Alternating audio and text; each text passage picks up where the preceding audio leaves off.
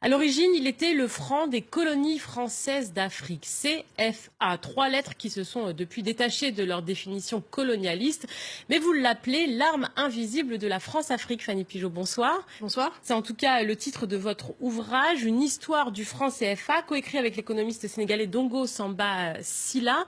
Donc dans votre ouvrage, il y a d'abord toute une partie historique où vous expliquez comment est-ce qu'a été créé le franc CFA, le mécanisme de cette monnaie qui, vous le dites, est sous tutelle de la France. Alors justement, pour le commun des Européens ou des Africains, le franc CFA, c'est quoi?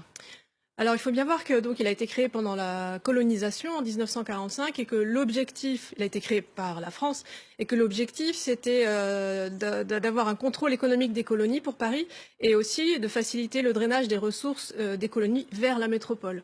Alors le franc CFA repose sur quatre grands principes qui sont la parité fixe avec le franc à l'époque, aujourd'hui avec l'euro, la convertibilité illimitée, dite illimitée en tout cas, du franc avec l'euro, sa monnaie d'ancrage, la centralisation des réserves de change, ou en tout cas d'une partie des réserves de change en France, auprès du Trésor français, et puis ensuite transfert libre des capitaux. Ça, c'est les grands principes qui existaient en 1945, et ce qui est très intéressant, c'est que ça existe toujours. Donc ça veut dire que le mécanisme n'a pas changé, et donc l'objectif non plus. Oui, vous le dites, c'est une monnaie qui est toujours sous tutelle de la France. Donc maintenant, CFA, ça veut plus dire franc des colonies françaises. Il y a deux définitions distinctes pour les pays d'Afrique de l'Ouest et les pays d'Afrique centrale. Est-ce que vous pouvez aussi expliquer la différence entre les deux monnaies?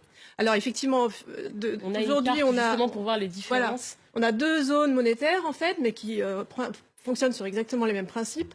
Donc l'Afrique de l'Ouest, maintenant, l'acronyme a changé au fil des décennies. Voilà, on a fait des petits changements cosmétiques en fait. Hein.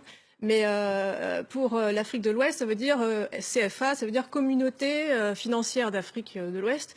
Et pour la zone CEMAC, donc l'Afrique centrale, c'est la coopération financière en Afrique centrale. Voilà les dénominations. Et effectivement, la France est toujours au cœur du dispositif parce qu'elle a des représentants au sein des banques centrales qui sont donc chacune dans une des deux zones.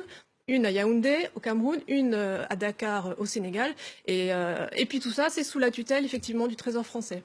Alors justement, tutelle, puisque hier lundi, les ministres des Finances des pays de cette zone franc CFA étaient réunis à Paris pour une réunion semestrielle où on leur a demandé d'augmenter les recettes fiscales. C'est comme si Paris disait à ces pays qu'il fallait plus de taxes, plus d'impôts pour mieux financer le développement. Est-ce que ça veut dire que depuis la création du franc CFA, les politiques économiques de ces pays sont dictées par Paris? Eh ben oui, c'est ce que je disais tout à l'heure, c'est que dès le départ, le but c'était d'avoir un contrôle économique sur ces colonies qui sont depuis devenues des États souverains, en tout cas officiellement. Et voilà, effectivement, ces réunions qui ont lieu tous les 6 mois, une fois en Afrique et une fois à Paris, sont là sous, effectivement, au-dessus, il y a le Trésor français qui dirige toutes ces réunions, avec la Banque de France aussi. Et on réunit les ministres des Finances. Et on voit bien quand on demande aux pays en question d'augmenter les taxes, là en l'occurrence, que de la monnaie on déborde vite sur l'économie et que de l'économie on déborde vite sur la politique. Et donc voilà, il y a un contrôle en fait général. C'est pour ça que dans le livre on parle de système CFA et pas seulement de franc CFA. Alors je le disais, la question en filigrane, c'est comment sortir du CFA. Mais déjà, pourquoi sortir du CFA? Parce que finalement, est-ce que c'est pas une monnaie qui amène de la stabilité économique dans les pays actuellement? Alors effectivement, c'est le grand argument qui est avancé par ceux qui disent qu'il faut absolument pas changer les choses, sauf qu'on se rend compte, et c'est ce qu'on a fait dans ce livre, que si on regarde de près ce qui se passe, on se rend compte que cette monnaie en fait freine le développement des pays qui l'utilisent pour diverses raisons. En fait, c'est assez logique, parce qu'encore une fois, ça a été créé en faveur de la métropole, et aujourd'hui, de la France. Alors oui, il y a un certain nombre de pays d'ailleurs qui ont tenté de sortir ou bien qui sont sortis du franc CFA. Je pense notamment à Madagascar et la Mauritanie en 73. Mais il y a aussi la Guinée dont vous parlez dans votre livre qui, elle, a une monnaie fragile quand même depuis qu'elle est sortie du franc CFA. Alors l'histoire de la Guinée est très intéressante parce que c'est le premier pays en Afrique subsaharienne en tout cas, qui est sorti de la zone franc. L'objectif de Sékou Touré, le premier président, n'était pas forcément de sortir de la zone franc. Il voulait qu'on assouplisse les règles. Paris a refusé. Et donc, la Guinée a lancé sa monnaie, c'était le franc guinéen. Et très vite, il y a eu des représailles de la part de Paris, qui n'avait pas envie que cela donne des idées à d'autres pays. Et parmi les représailles, il y a eu la création par les services de renseignement français. Tout ça, c'est documenté. Ceux qui ont même mis ça en place en ont parlé. Oui, ce ne sont pas des élucubrations.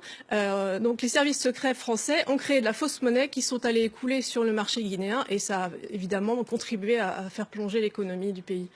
Alors aujourd'hui, on parle de cette question de comment sortir du franc CFA. On voit des intellectuels s'emparer de la question au sein de la société civile. Mais les politiques, eux, n'en parlent pas, même si Emmanuel Macron a lancé l'invitation. Si vous voulez sortir du franc CFA, parlons-en. Mais il n'y a rien. Est-ce que ce n'est pas un combat d'intellectuels ? D'abord, le fait que ce soit Macron qui dit si vous voulez sortir du franc CFA, allez-y, ça montre bien que c'est la France qui tire tout ça. C'est pas un débat d'intellectuels. Il y a aujourd'hui un certain nombre d'organisations civiles, donc de citoyens qui voient bien que les choses ne fonctionnent pas avec cette monnaie. Et puis, aujourd'hui, effectivement, un certain nombre d'hommes politiques, les hommes politiques en général en Afrique, sont assez frileux sur la question. En public, en privé, c'est un peu différent.